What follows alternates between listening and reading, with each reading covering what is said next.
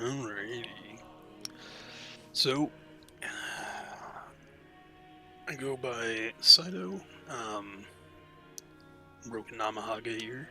Um, Basically, just gonna go over how the Black Knight spec for Witch Hunter, um, just a few things about it. Basically, I see a lot of people that are not gearing necessarily the way it should. Just because an example is I saw someone wearing full strength gear, and when it comes to our talents and stuff, we don't scale with strength. Like strength, I guess, helps your attack power a little bit, but at that point, you're still better off specking into like agility, for instance. Um, Basically, I'm gonna pull up my sheet here, but one way that people tend to not notice is that usually this level 20 passive, and then like maybe a couple abilities on this road here, that will give you an indicator of like what's your primary stat you should be like like actually putting points into. Um, so basically, agility is our primary thing. Basically, 40% of our agility translates into parry, and then your intellect, 25% of your intellect translates into your dodge rating. So you kind of want to basically get these up as much as possible, but you also don't want to forget to put points into hit and then expertise, and that's just so obviously you can hit them up. I just hit level 60, so I'm on a pretty fresh character. I upgraded a couple pieces of gear.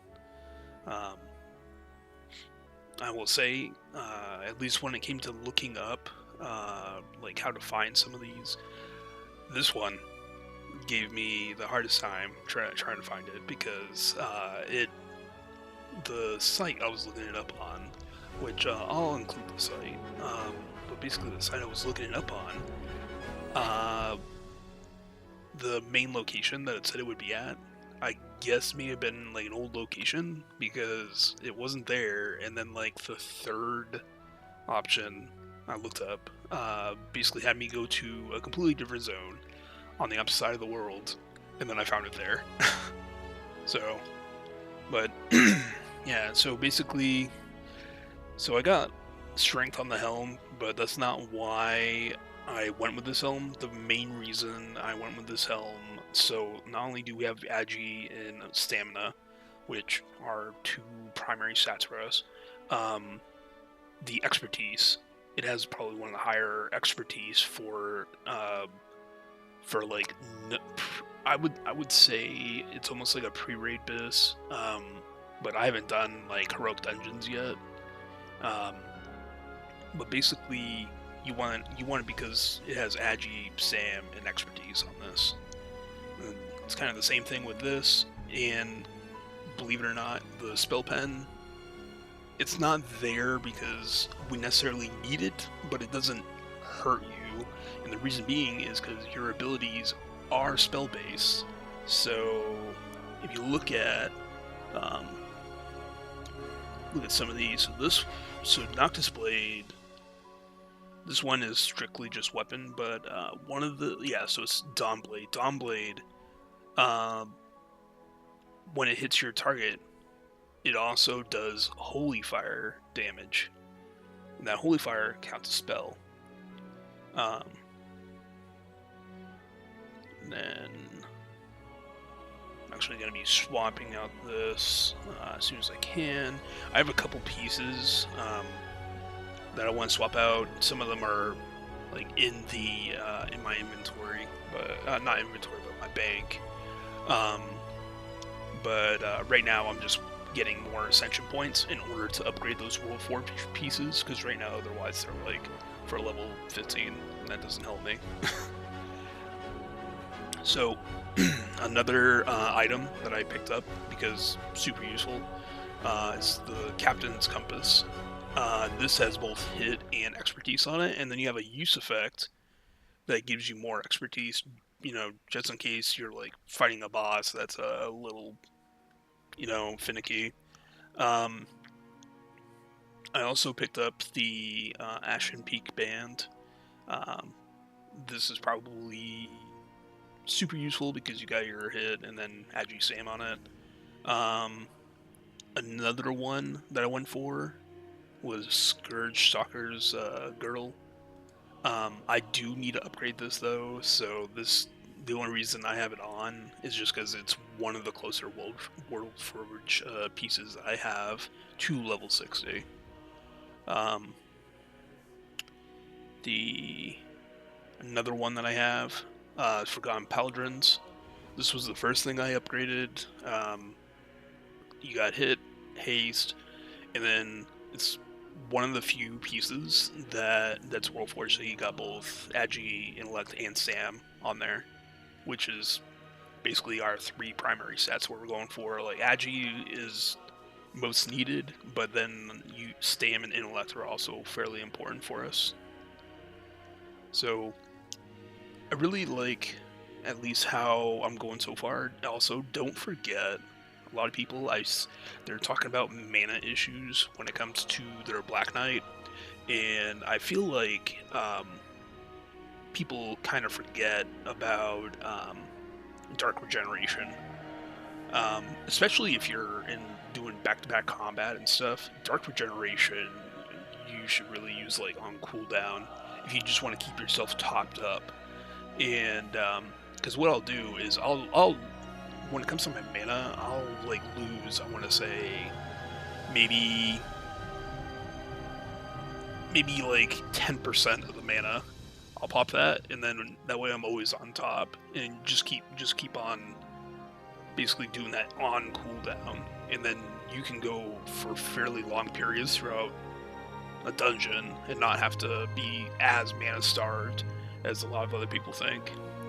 Another thing that's super important. So I got you got Caltrops, which this is actually fairly good because it also adds a slow mechanic to the target.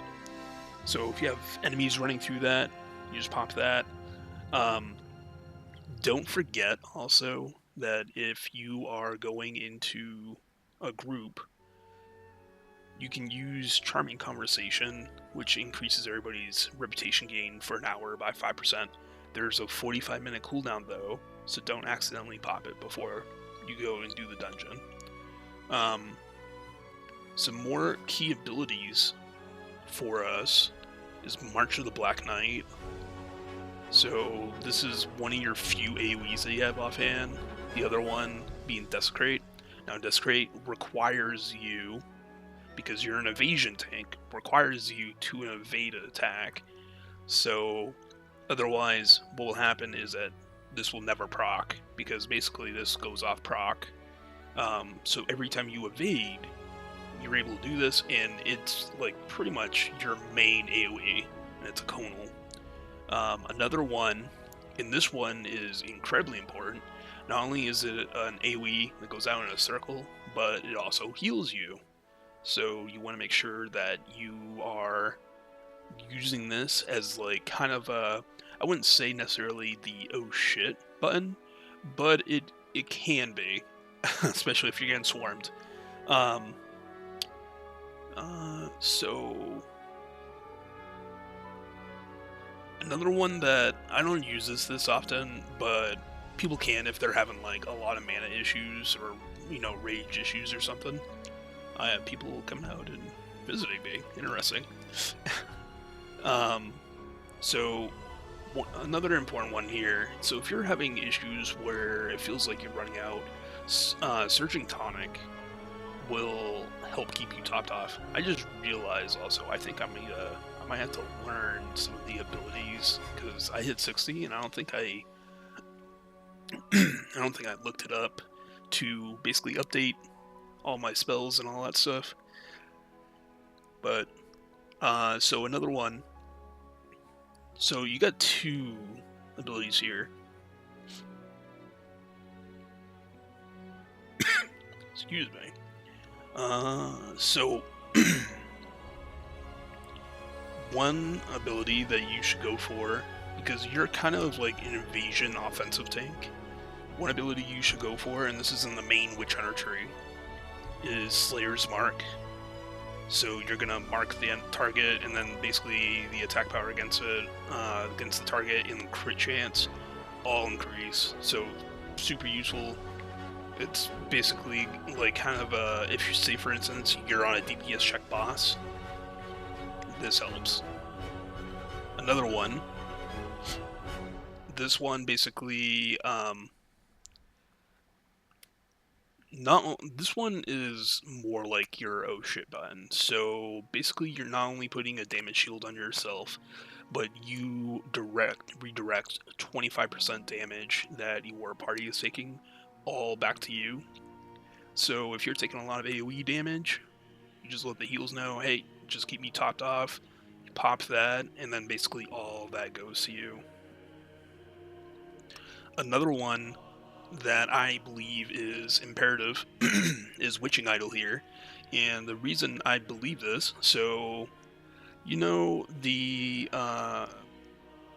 pterodactyls or whatever that are down in Ungoro, you know the ones that fear all the time. I was testing this out. Super useful.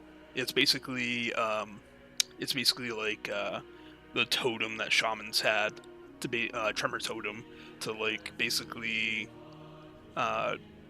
prevent you from running off into whatever random direction for X amount of time, because sometimes those fears can be long. Super useful.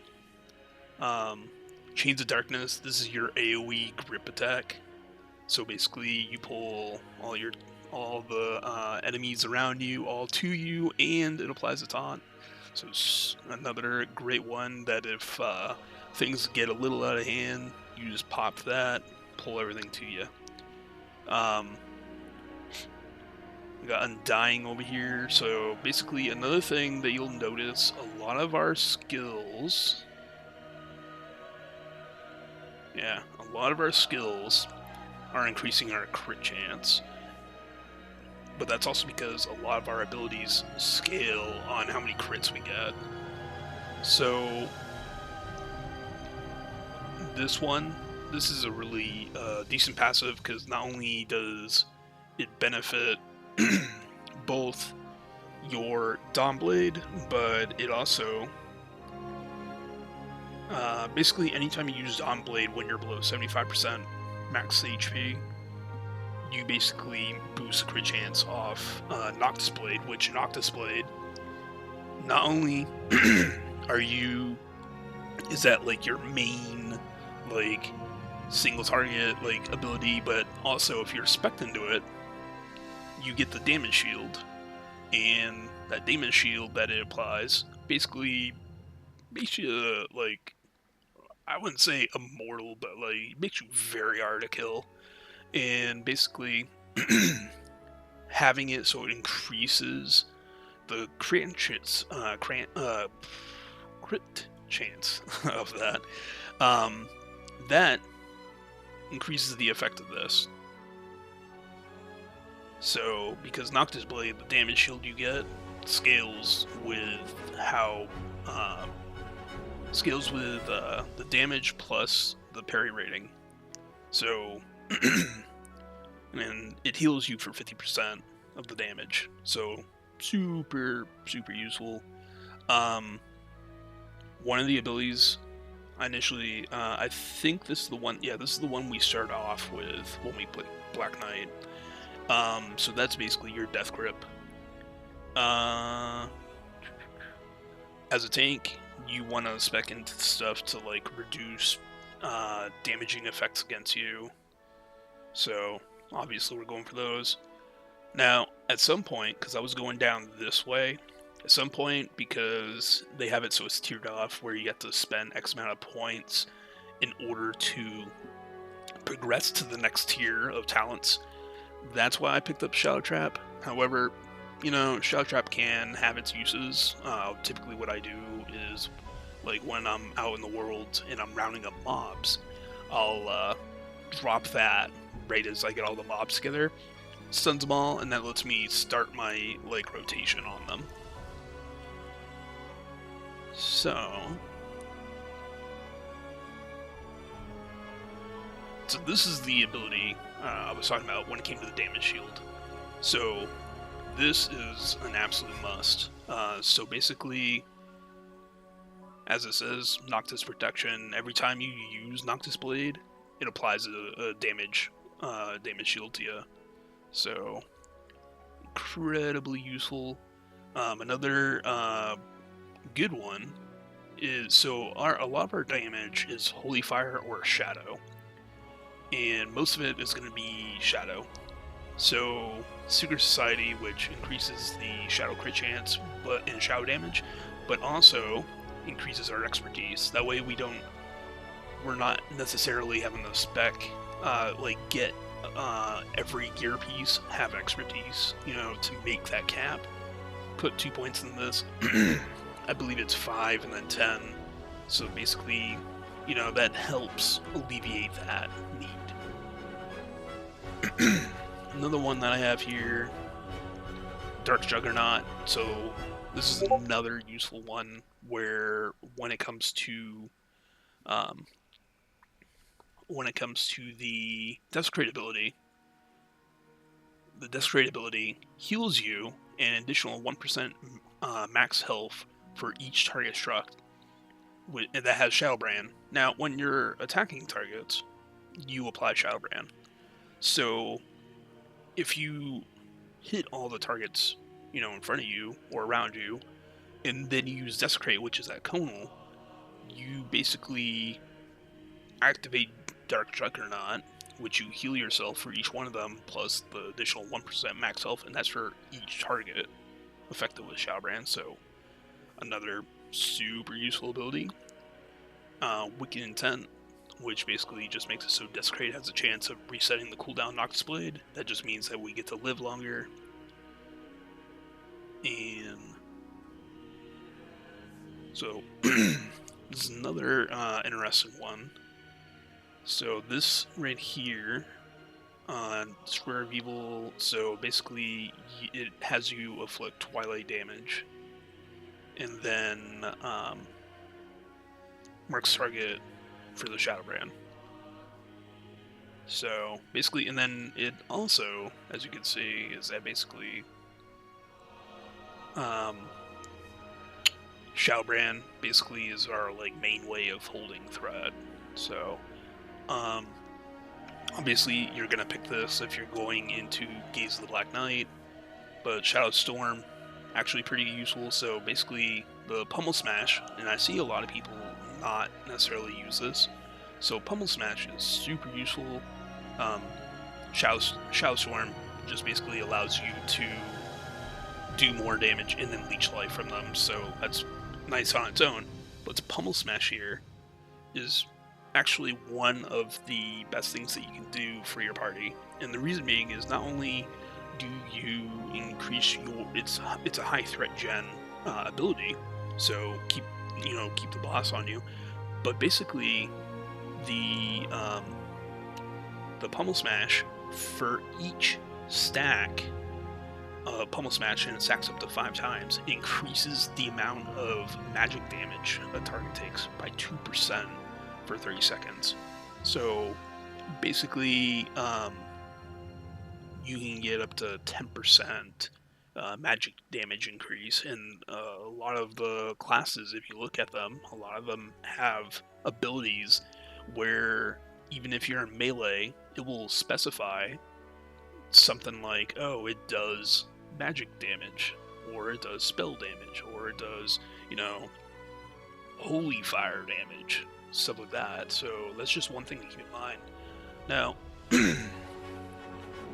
one thing, so in my case, for my split talent here, I went with regenerative elixirs, and that's only because the more rage we have, the more desecrates we get to send off, basically when we get that evasion chance. And as long as you're spec'd for it, the evasion should be up pretty often, and you should be able to do it like almost back to back. Since I did have to spec further this way in order to proceed down further on the skill tree, I went ahead and I aimed for trap card. Basically just increase the duration of traps. So I got a couple that I kind of use. I got this one here, which is the shadow trap we already talked about. But then I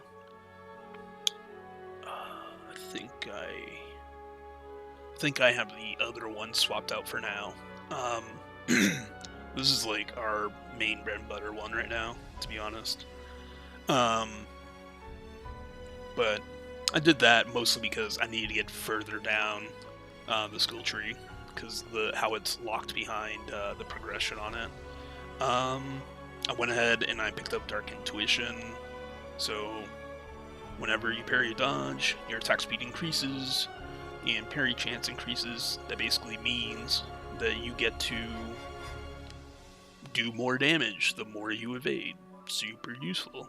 We need that. Another one that I had to take that I didn't necessarily need, but then I found out can be useful, is Witching Shroud, and Witching Shroud is basically your Vanish.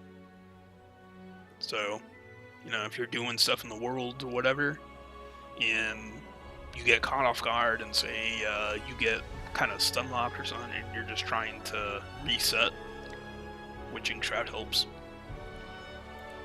But let's see, another talent that I went for on my split talent here. So basically, Dark Barrier would have been increasing the duration of Stoicism by 5 seconds. Stoicism is this one here. Basically increases your chance to parry and dodge attacks by 30% for 8 seconds. It's like, that's okay. I don't necessarily need that, whereas this one, Calm Under Pressure, I found a little more useful to me, and the reason being, you reduce the cooldowns on both Stoicism by 30 seconds, so already a big reduction there. But then Borrow Bolt, which basically I use anytime, say, you know, when you pull a group in a dungeon and like a patrol comes through or something, and it's a caster or range or whatever, and it's going to be constantly casting and attacking you in the party. Being able to just quickly slap it with a Borrow Bolt, super useful, gets it in there, and then I can just basically hit it with Noxus Blade and then Desecrate. So basically, one thing you want to know, you don't want to necessarily spam March of the Black King. Now, it can be useful for like long duration fights. Just do it at the beginning, maybe do it one more time, but do not spam this ability. I feel like that's one of the catches that people are running into, is they're spamming March of the Black King, and that's why they're actually having issues with mana, is they're just using this too often.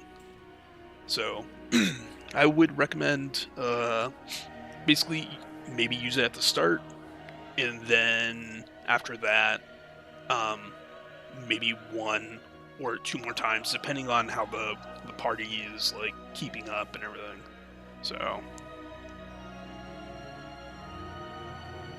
So basically, Night Seal, that's the ability I got there. Night Seal, big damage reduction. So basically you can use that. Right now, for my brand, I have Brand of the Profane. That just increases hit chance. So it's one of the early abilities that you get. Later on, we'll just switch it out. We have Brand of the Unworthy. Now this one only lasts for a few seconds. And this is a Disorient. So that's a ability that you do if you want to CC something, you know, for a brief moment. You don't want to have it just willy-nilly attack. Brand of the Damned.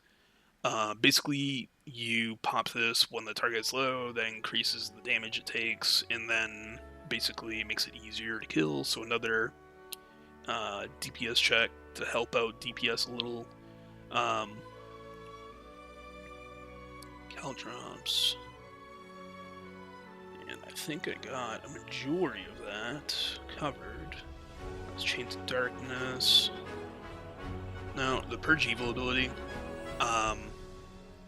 Kind of useful. I wouldn't be surprised if you see some Black Knights in PvP, and like it's gonna be incredibly useful for them to have this talent, because basically the Purge Evil removes the enrage buffs. Also helps against some bosses. Another brand that we have that is super useful, Brain of the Condemned. Uses it mostly. You basically use it on casters. So, but that's basically like my lineup. And I'm gonna be like, basically, if you're using Dark Regeneration on cooldown, and as long as you're not spamming March of the Black King, like, you shouldn't have as many mana issues as I'm seeing people talk about. I just feel like folks are potentially just spamming March of the Black King, and then I found out that when you do that, because I did test a few things, if you do that, you will certainly run out of mana before you know it. So just be mindful of that. But another main ability that we have here, and this is like, I wouldn't say necessarily an oh shit, but basically it helps you a lot. Dark Tonic. And it scales with your stamina. So basically you need a good chunk of health to basically bounce up. You just pop Dark Tonic. And then just remember your passives here. So an example, our level 30 passive, we gain 1 stamina for every 2 agility, which is another reason why agility is so important to us. And then basically our level 50 passive, basically avoiding damage, dealing damage with auto attacks. You gain Dawn Knight, and that basically just increases. Basically, it makes it so Dawn Blade is free cost, but it also increases the damage of it.